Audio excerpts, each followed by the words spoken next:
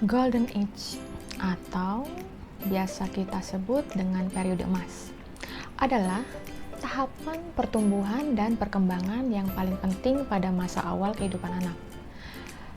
Dari berbagai penelitian ditemukan bahwa Golden Age meliputi 1000 hari pertama kehidupan anak yang dihitung dari sejak masa dalam kandungan sampai dengan anak berusia mencapai 2 sampai dengan 3 tahun.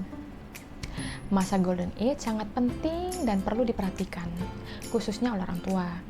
Karena pada periodisasi kehidupan ini ternyata peranannya mengambil porsi yang cukup besar dalam menentukan kualitas seorang anak di masa depan. Dari berbagai penelitian juga diketahui bahwa Golden Age merupakan masa yang sangat efektif dan penting untuk dilakukannya optimalisasi berbagai potensi kecerdasan yang dimiliki oleh seorang anak untuk menuju sumber daya manusia yang berkualitas. Pada masa Golden Age ini, otak berkembang secara maksimal, begitu pula dengan pertumbuhan fisiknya. Selain itu, pada masa tersebut juga terjadi perkembangan kepribadian anak serta pembentukan pola perilaku, sikap, dan juga ekspresi emosi dari seorang anak. Nah, jika berbagai kebutuhan anak diabaikan pada masa Golden Age ini, maka dikhawatirkan anak mengalami tumbuh kembang yang kurang optimal.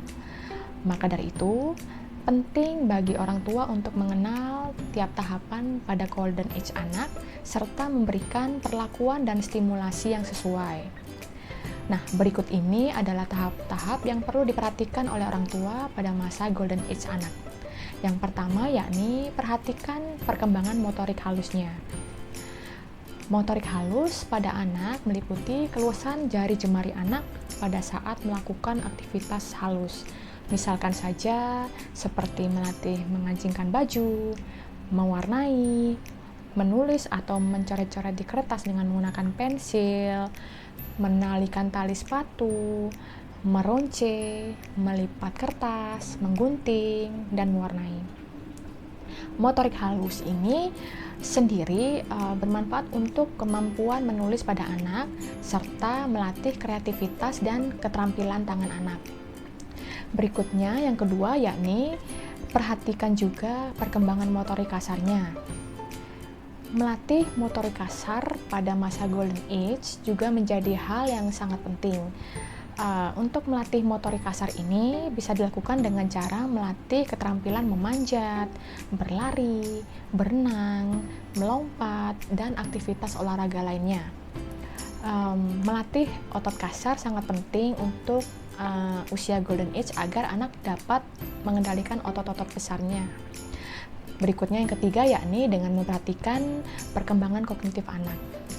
Perkembangan kognitif adalah perkembangan anak dalam mengolah, mengkategorisasi, dan mengklasifikasikan sesuatu yang terlihat oleh panca inderanya.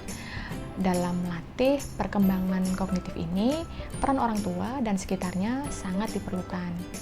Hal yang bisa kita lakukan sebagai orang tua yakni dengan sering mengajak anak mendatangi suatu tempat baru seperti misalnya tempat hiburan, kebun binatang, pegunungan, dan lain sebagainya. Kemudian meminta anak untuk menceritakan pengalaman apa yang ia dapatkan serta apa saja yang ia lihat di sana. Perkembangan kognitif ini sangat penting untuk masa depan anak agar anak dapat berpikir logis, berbahasa baik, berperilaku menyenangkan, serta mencintai alam. Selanjutnya yang keempat yakni dengan mengenali serta mendukung potensi anak. Nah, pada masa Golden Age perlu bagi orang tua untuk mengenali serta mendukung potensi anak. Orang tua yang perhatian dan memahami pentingnya masa Golden Age harus memiliki pemahaman akan potensi anak agar potensi anak terarahkan dengan benar.